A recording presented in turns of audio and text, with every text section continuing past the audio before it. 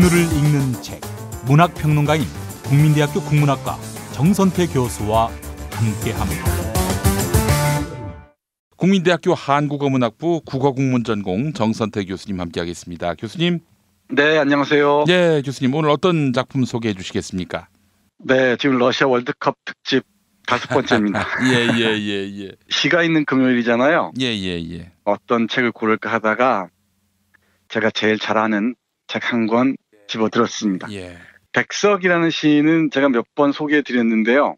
시인들이 사랑하고 존경하는 시인이면서 식민지 시대 한국 시사를 빛낸 그런 시인이죠. 이 백석은 해방 이후에 북쪽에 머무르면서 여러 활동을 하는데 그중에 번역 활동이 대단히 눈부십니다. 백석이 많은 시들을 번역하는데요.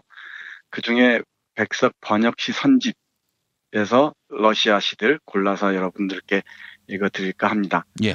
이 백석의 손을 통과하면은 번역시도 그야말로 눈부시게 변신합니다. 번역이라는 게 대단히 어렵다는 건 익히 알려진 사실입니다. 특히 시 번역이 그렇죠. 전혀 언어가 다른 시어들을 우리말로 번역한다는 게 쉬운 일 아닐 겁니다. 그리고 그걸 리듬까지 살려서 표현한다는 것도 대단히 어려운 일일 테고요. 예. 네, 백석의 번역시는 제가 보기에도 대단히 놀랍습니다. 부끄러운 얘기지만 백석 번역시 선집은 제가 엮어낸 겁니다. 예. 여기에는 푸시킨, 레르몬토프, 이사콥스키, 니콜라이 티오노프, 드미트리 굴리아 등 러시아의 잘 알려진 시인들의 시편들이 실려 있습니다. 그중에 눈길을 끌만한 작품들 잠깐만 보겠습니다. 맨 앞에 놓여 있는 게 푸시킨의 시인데요. 푸시킨의 시야 워낙 유명하니까 특별히 제가 말씀드릴 건 없을 줄 압니다만은 여기 푸시킨 시를 음미하는 것도 즐겁지만은 백석이라는 필터를 통과해서 우리말로 번역된 그 리듬들을 맛보셨으면 좋겠습니다. 푸시킨이 쓴 짜르스코의 마을에서의 추억이라는 긴 시가 있는데요. 그중에 일부만 보면은 이렇습니다. 음산한 밤의 청막이 희미시 잠들은 창궁에 드리웠도다.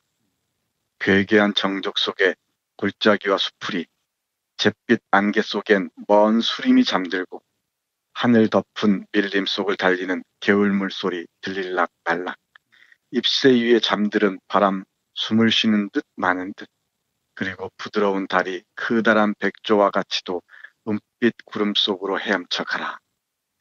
네, 이렇게 씁니다. 쭉 이어지는데 일부만 읽어드렸습니다. 음산한 밤의 정막이 희미시 잠드는 창궁이라는 표현 같은 거 보십시오. 예. 희미하게 잠든 이런 뜻이고요. 그리고 커다란 백조를 크다란 백조와 같이 이렇게 표현하는 게 백석의 그 리듬들을 생생하게 볼 수가 있습니다. 그리고 여러분들께 꼭 들려드리고 싶은 시편이 있습니다. 푸시킨의 겨울 아침입니다. 다시 한번 강조하지만 백석이라는 필터를 통과한 번역이라는 점 생각하시면서 들어주셨으면 좋겠습니다. 서리와 햇볕, 좋기도 한 날이다. 아리따운 친구야, 아직도 잠을 자냐. 때가 되었다. 어여쁜 사람아, 눈을 뜨라. 지치움에 다친 고운 눈 반짝 열고 북쪽 하늘에 오로라를 맞으러 북쪽 하늘에 별처럼 나오라. 그래도 기억하리 어쩌녁 눈보라 사납고 흐린 하늘에는 안개 달리고 마른 하나 해쓱한 점처럼 검은 구름새로 누울하니 비치던 것. 그때엔 그대 슬픈 사람이 되어 앉았었으나 그러나 이제 영창 밖을 내다보라. 다름없는 호화로운 보료, 푸르른 하늘 아래 햇볕에 반짝이며 눈은 쌓이고 앙상한 나무숲만 홀로 검은데 서리빨 사이로는 잣나무 푸르고 얼음장 아래로 개울물도 번쩍이느니 온 방안은 비친다 호박빛 광채로 난로에 불은 피어 불이 튀는 소리 툭툭 흥겨운 소리 침상에 누워 생각에 잠기는 건 좋아라. 그러나 글쎄 그 고동생말을 썰매에 메우랴 이르진 않으랴. 아침날 눈 위를 미끄러지며 부산 떠는 말이 달리는데 맡기어 찾아가자 사랑하는 버사 빈 벌판을 어제런 듯 풍성하던 그 수풀을 그리고 정다운 날 강가를. 네, 어떤 의미는 깊이 생각하지 마시고 낭독의 그 리듬들을 즐겨주셨으면 좋겠습니다. 겨울이 나오고 영창이 나오고 교수님 여기가 어디입니까? 빼짜르부르크를 떠올리시면 좋을 것 같습니다. 그리고 빼짜르부르크 근처 푸시킨이 살던 시골 마을을 떠올리는 것도 좋을 것 같네요. 네네. 근데 이런 백석이 번역한 시편들을 읽을 때 우리가 하나 감안해야 될 것은 조선민주주의인민공화국 체제 속에서 이런 시들을 번역했다는 겁니다. 아, 제가 이 책을 엮으면서 놀란 것들인데 물론 소련 그러니까 소련의 혁명을 찬양하는 시편들도 없지 않습니다. 그렇지만 푸시킨처럼 그리고 조금 이따 소개해드릴 나짐 히크메트라는 터키의 시인을 소개한 것처럼 여러 서정적인 작품들이 많아요. 북한이라는 체제에서 문학이라는 게 별게 있겠느냐라고 생각하기 쉽지만은 예예. 백석의 이런 번역 시들을 통해 보듯이 사람들의 심금을 울리는 서정 시편들도 적지 않았다는 거죠. 그 점을 주목해서 보셔야 될 것 같습니다. 이게 또 백석 씨가 북한에서 조선민주주의인민공화국에서 번역되었을 때 어떤 의미가 있었는지를 가늠할 수 있는 기준이 될 법도 합니다. 옛날에는 혁명 관련한 그 시 아니면 다 배제되고 그 가치를 깎아내리고 그랬던 모양이죠. 네, 그럼 뭐 당연하게도 검열이라는 관문이 있었을 테고요. 그리고 제가 강조하고자 하는 건 조선민주주의인민공화국의 문학 작품들을 획일적이다라고 한정해 버리는 것, 그러니까 예단해 버리는 건 조심해야 한다는 점입니다.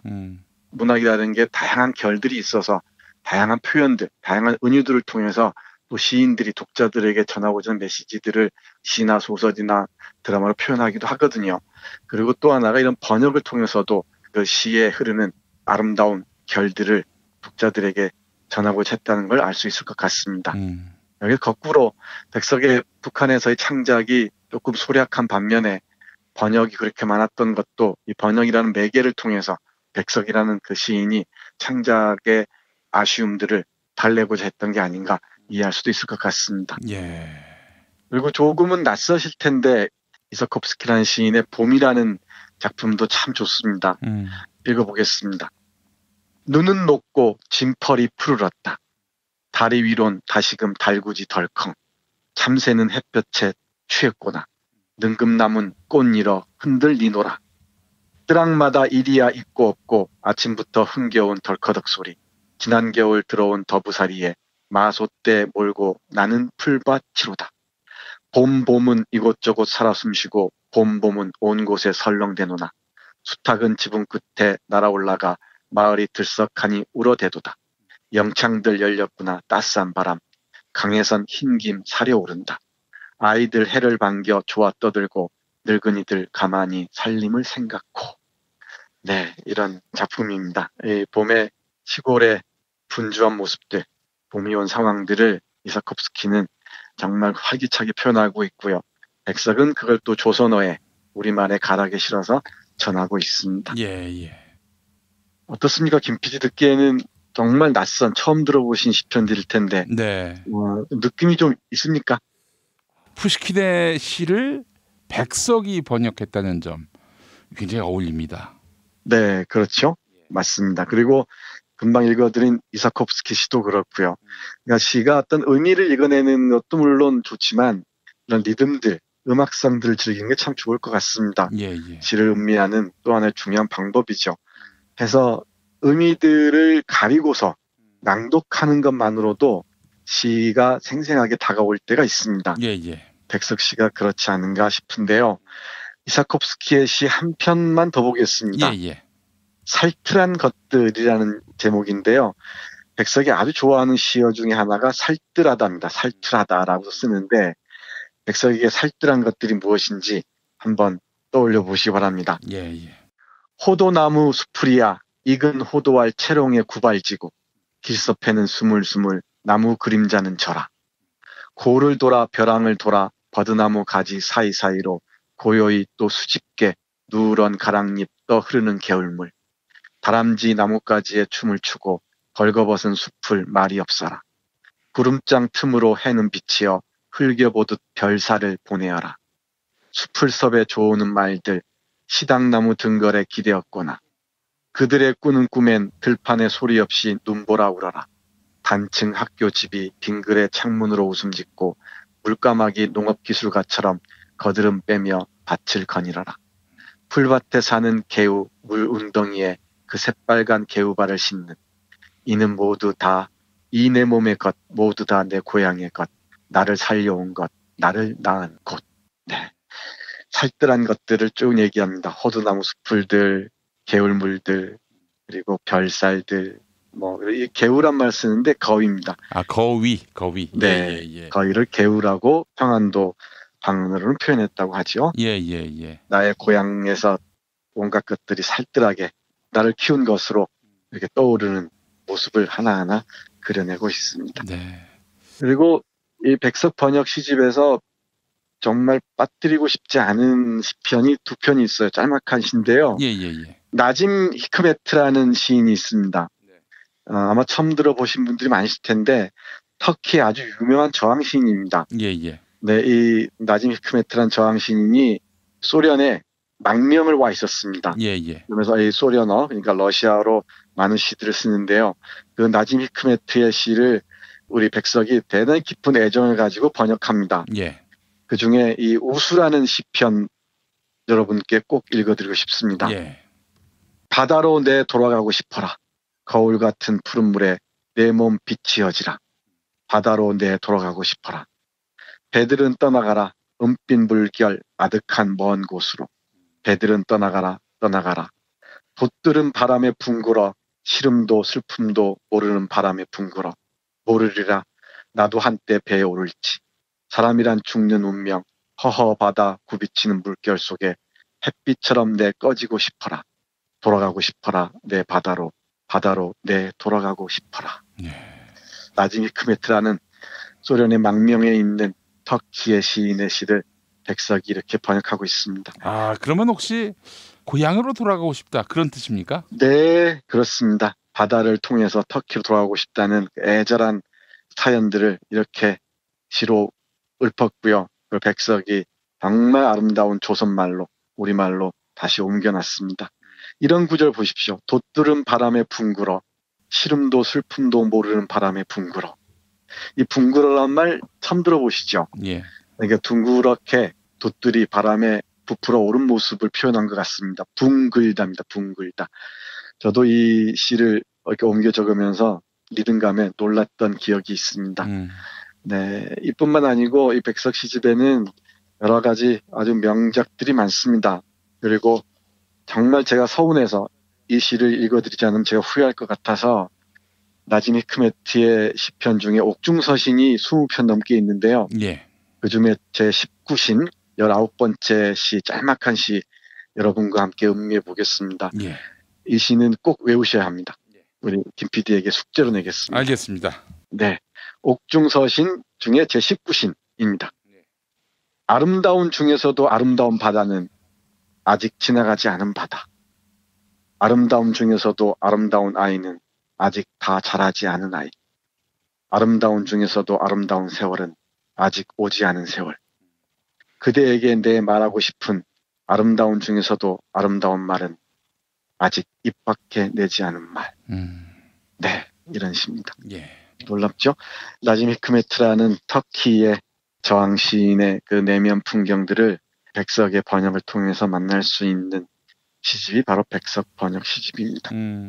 제가 엮은 책을 자랑해서 좀 송구스럽습니다만은 백석 번역 시집에는 1920년대 이후 그리고 50년대까지 여러 러시아와 금방 소개해드린 터키의 망명시인 나짐 히크메트까지 포함해서 시의 풍경들을 볼 수 있고요. 이게 백석이라는 아주 뛰어난 시인의 시어로 어떻게 우리말로 표현되는지 정말 즐겨 감상할 수 있는 아주 아름다운 책입니다. 백석을 연구한 분들에게는 뭐 익숙한 얘기겠지만은 백석은 왜 해방 공간에서 이북을 택했는지 이게 또 궁금해집니다.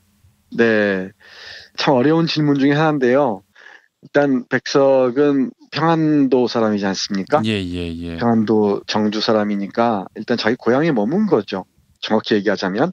그래서 월북 작가가 아니고 제북 작가입니다. 제북 시인이죠. 그런데 시인이라는 사람들은 대단히 꿈을 꾸는 존재들 아닙니까? 예. 그러니까 이 북한이 새로운 세계를 실험하고 새로운 체제를 실험한다는 게 많은 작가나 시인들의 관심을 끌었던 것 같습니다. 그리고 생각이 있는 시인들이나 작가들은 대부분 또 북쪽을 택합니다. 그건 아마 남쪽에 대한 환멸 때문이었을 겁니다. 여러 사람들이 다 얘기하는데요. 이 얘기는 특히 김석범의 화산도라는 소설을 읽어도 친일 문제에 대한 신랄한 비판들이 있는데 남쪽이 잘 아시다시피 이승만이 단독 정부를 수립하고자 하면서 정치, 경제, 사회, 문화 모든 부분, 문화까지 포함해서 모든 영역의 친일파들 대거 다시 등용하지 않습니까? 사실 이승만이 국내에 기반이 없으니까 친일파 손이라도 빌리고 싶다 이런 마음에 친일파들을 동지로 다 규합했던 거예요. 네, 그렇습니다. 그리고 이 반민족 행위자 처벌법, 이른바 반민특위도 무산시켜버리고요. 예. 문학적으로는 좁혀서 말씀드려도 서정주나 모윤숙이나 노천명 이런 사람들, 이른바 대표적인 친일문인들이 대거 이승만의 어떤 문학 참목 노릇을 하게 되죠. 그러니까 식민시대 때 여러 가지 측면에서 애써 싸워왔던 이런 사람들이 그 환멸을 견딜 수가 없었겠죠. 그래서 많은 사람들은 북한을 택했던 것 같습니다. 예. 김수영의 말을 빌자면은 알맹이들은 다 북으로 가고 쭉쟁이만 남에 남았다고 얘기하지 않습니까? 아이고, 세상에. 네, 문학 연구하는 사람들 사이에서 농담 삼아 이런 얘기를 합니다. 만해나 동주나 육사나 해방후까지 살았다면은 남쪽에 있었을까, 북을 택했을까? 하나 힌트를 드리자면은 육사의 본명이 이원록 아닙니까? 육사의 사촌인가 형 중에 이원조라는 유명한 문학 비평가가 있습니다. 이 사람은 해방 후에 열심히 활동하는데요. 이 사람은 다 북을 택합니다. 그러니까 퇴계 14대 손인 이 육사가 선비정신으로 똘똘 뭉친 사람 아닙니까? 부당한 걸 견디지 못하는 이였죠.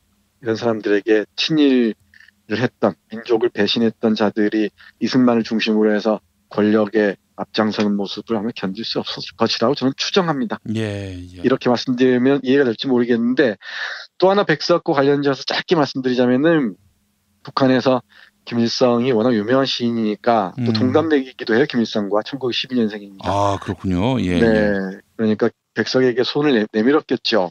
새로운 나라 만드는 좀 도와다오. 근데 초기에는 많이 돕고 뭐 여러 가지 그 새로운 나라 만드는데 관심을 기울이기도 하고 그러는 것 같습니다. 예. 네, 북한 체제가 또 교조화하면서 이런 자유로운 영혼이었던 백석은 견디지 못했던 모양이에요. 그걸.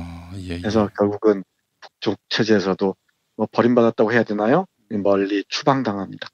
그리고 1995년까지 살았는데 유배지에서 찍은 듯한 사진이 남아 있습니다. 가족들하고 찍은 사진이죠? 네, 그렇습니다. 예.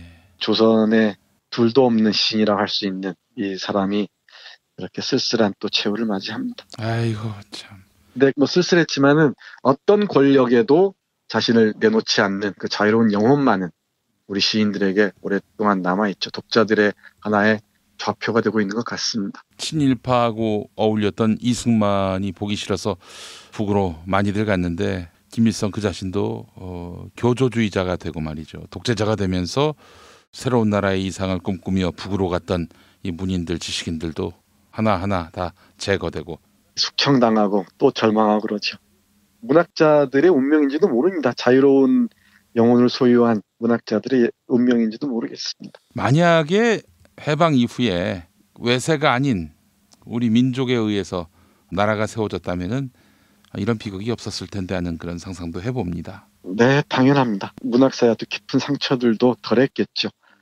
그리고 무엇보다 그 이른바 제국주의 일본에 협력했다는 문제, 이건 아직도 문학사의 논쟁으로 남아있지 않습니까? 뭐 논쟁할 거리도 없을 것 같은데 예. 둘 다 아픈 지점까지 부끄러운 지점까지 다 드러내놓으면 상관없는데 계속 은폐하니까 문제가 되는 거죠. 네.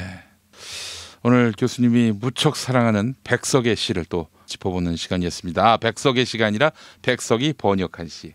네, 그렇습니다. 네. 마지막으로 한 말씀 더 드리자면 백석은 정말 뛰어난 번역가였습니다. 언어의 천재였던 것 같습니다. 러시아어뿐만 아니라 영어도 참 잘했는데요. 테스라는 소설 있지 않습니까? 네네. 그 테스를 번역한 사람도 백석입니다. 그리고 고요한 돈강을 번역한 사람도 백석입니다. 네. 한번 보시면은 정말 장관을 보실 수 있을 것 같습니다.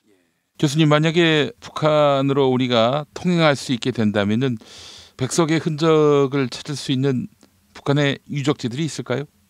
오늘 김 PD가 궁금해지는 게 많으신 모양입니다. 아, 예, 예. 아마 있을 겁니다. 특히 정주가 워낙 유명한 동네이지 않습니까? 문학사나 이 사상사 쪽에서 보자면은. 신의주와 평양 사이에 있죠. 네, 맞습니다. 여기가 오산 학교가 있었고요. 예. 정말 우리의 그 정신사를 이끈 많은 그 지식인들을 배출한 학교이기도 하죠. 예, 예. 백석의 시 중에 정주성이라는 작품이 있습니다. 초기시인데 이 정주성이 홍경래가 난을 일으킨 곳으로 유명합니다. 이른바 서북 출신들은 조선시대에 많은 그 차별을 받았죠. 예. 서북 지방이. 해서 홍경래의 난 1819세기 초반이죠. 그래서 그 정주성, 터 이런 게 다 남아 있을 겁니다. 아마 제가 지금 여기 확인해 보지 못해서 확답은 못 드립니다만은 그런 것들. 그리고 문화재에 관한하는 북한이 아마 우리보다 훨씬 더 깊은 애정을 가지고 보존하고 있는 줄 알고 있습니다. 또 사상과 관련된 문제가 아니라면은. 그리고 제가 국립중앙박물관에 뭐 강의가 있어서 갔다가 그 학예사 한 분을 만났는데요. 남북 교류가 활성화하면은 북한의 아주 중요 역사박물관 쪽하고 계속 교류해서 북한이 보존하고 있는 많은 유물들도 교류 전시할 수 있을 것 같다고 그런 부푼 꿈을 얘기하더라고요. 문화 쪽에서도 이 남북관계 훈풍을 타고 여러 가지 일들을 이렇게 꾸리고 있는 것 같습니다. 예. 스포츠 쪽에서 농구나 이런 것뿐만이 아니고 아마 남북 교류가 활성화되면은 우리가 몰랐던 세계가 아마 펼쳐질 겁니다. 예. 알겠습니다. 자, 교수님 오늘 말씀 잘 들었습니다. 네, 고맙습니다.